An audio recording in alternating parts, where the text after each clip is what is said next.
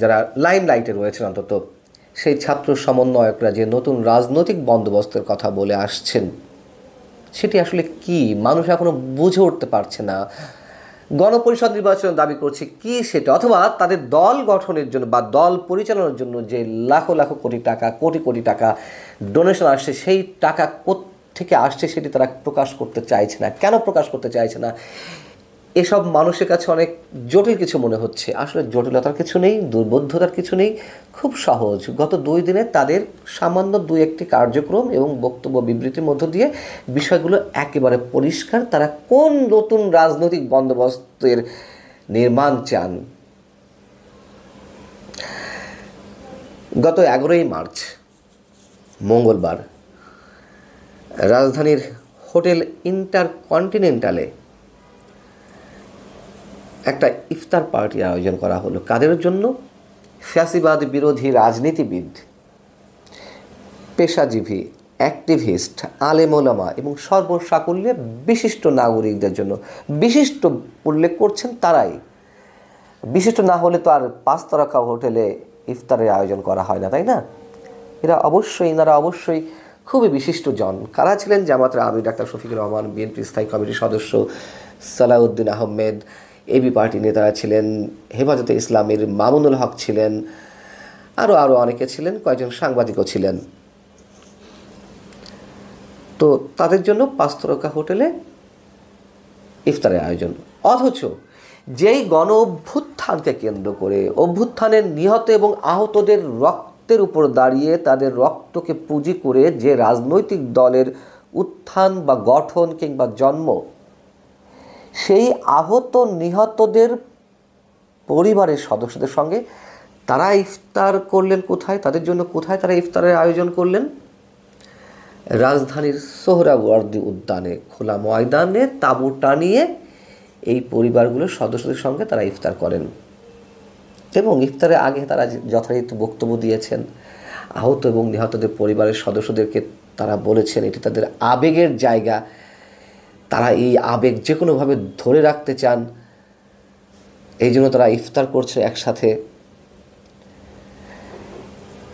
তারাই যদি তাদের সব কিছুর পুঁজি হয়ে থাকেন, তাদের ধ্যান জ্ঞানে থেকে থাকেন, তাহলে খোলা ময়দানে তাঁবু টানিয়ে কেন তাদেরকে ইফতার করতে দেওয়া হলো? কেন তাদের জন্য 5 তারকা হোটেল নয়? আচ্ছা, আমি বাদই দিলাম 5 তারকা হোটেল তাদের জন্য নয়, অন্য কারোর জন্য বা কেন?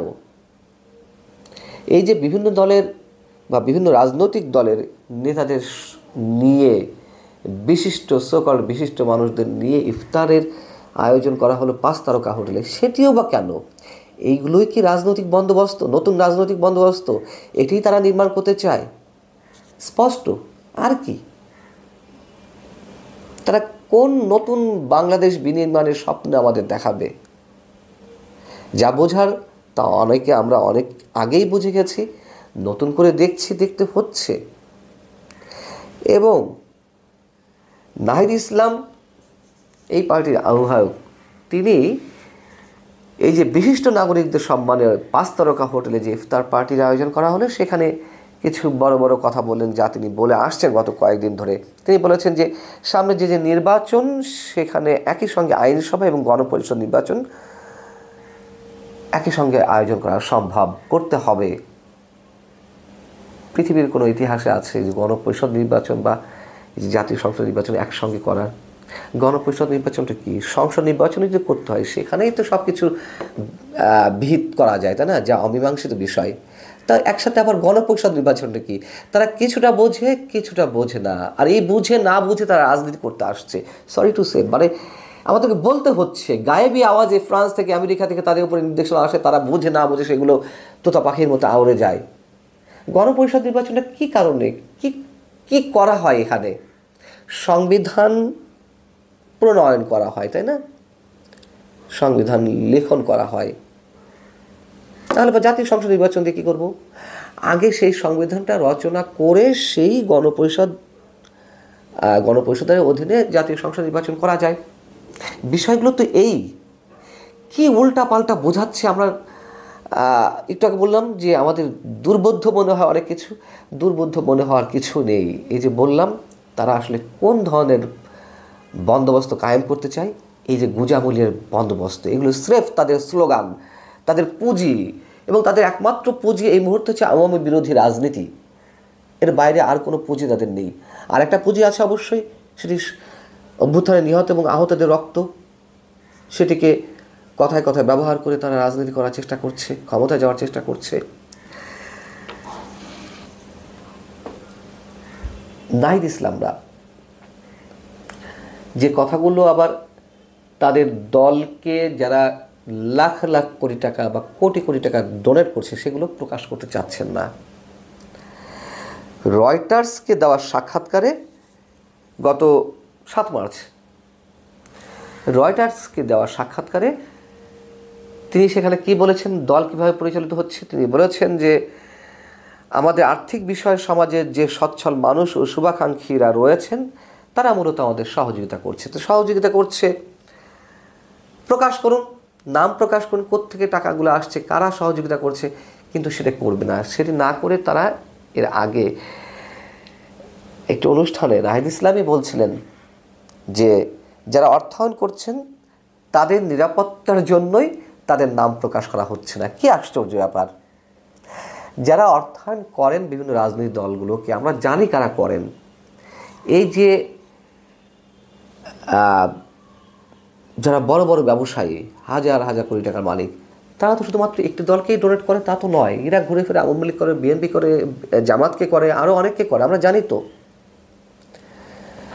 করলে সমস্যা কোথায়? কি ক্ষতি হবে তাদের? তাদের উপর কেউ আক্রমণ চালাবে? সে আওয়ামী লীগ এখন ক্ষমতা নেই, আওয়ামী লীগ উপর স্টিম রোলার চালানো হচ্ছে, অনেকে বলছেন সেই আওয়ামী লীগ ভবিষ্যতে যদি কখনো ক্ষমতা আসে তারা দেখে নেবে যে কেন জাতীয় নাগরিক কমিটিকে অর্থায়ন করা হয়েছিল। এগুলো কিছুই হয় না এদেশে, এগুলো হবেও না, হয়ও না। তার কারণ ওই ব্যবসায়ী গোষ্ঠীগুলোকেই আবার আওয়ামী লীগকে প্রয়োজন, আবার যারা আওয়ামী লীগকে ডোনেট করছে তাদেরকে আবার বিএনপিকে প্রয়োজন, জামাত ইসলামের প্রয়োজন। সো এইগুলো কথার কথা। সমস্যা কোথায় জানেন? সমস্যা হচ্ছে এই যে যারা স্লোগান দিয়েছিল শেখ হাসিনার পদত্যাগ বা পতনের 2 দিন আগেও, যে তার মৃত্যুর পরেও তারা শেখ হাসিনার সঙ্গে থাকতে চান, প্রথমত তারা শেখ হাসিনার সঙ্গে থাকতে চান, শেষ পর্যন্ত তারা শেখ হাসিনার সঙ্গে থাকতে চান, এই ধরনের স্লোগান যারা দিয়েছিল তারাই তো এই জাতীয় নাগরিক কমিটিকে অর্থায়ন করছে। এখন জাতীয় নাগরিক কমিটি নতুন রাজনৈতিক বন্দোবস্তের কথা বলছে। এখন যারা আওয়ামী লীগকে ডোনেট করেছে তাদের কাছ থেকে যদি তারা আর্থিক সহায়তা পায় তাহলে বিষয়টা কেমন হয়ে যায় না? তাদের কি আর কোনো পুঁজি থাকে রাজনীতির? থাকে না তো। এই কারণেই তারা প্রকাশ করতে চায় না, আর কিছু নয়। কার কি ক্ষতি হবে না হবে সেগুলো বড় কথা নয়। তাদের খোলস খসে পড়বে, তারা নগ্ন হয়ে যাবে এগুলো প্রকাশ করলে। এবং কারা সহযোগিতা করছেন তাও তো আমরা জানি, এগুলো তো মানুষের মুখে মুখে এখন চলে আসছে এবং এটাই বাস্তবতা। অতএব আর যে রাজনৈতিক দলগুলো সাধারণ মানুষের সঙ্গে ভাওতাবাজি করে চলেছে দিনের পর দিন, বছরের পর বছর, সেই আরও একটি রাজনৈতিক দল, তাদের মধ্যে এরাও ভাওতাবাজি করবে, কোনো সমস্যা নেই। আল্লাহ হাফেজ, ভালো থাকুন।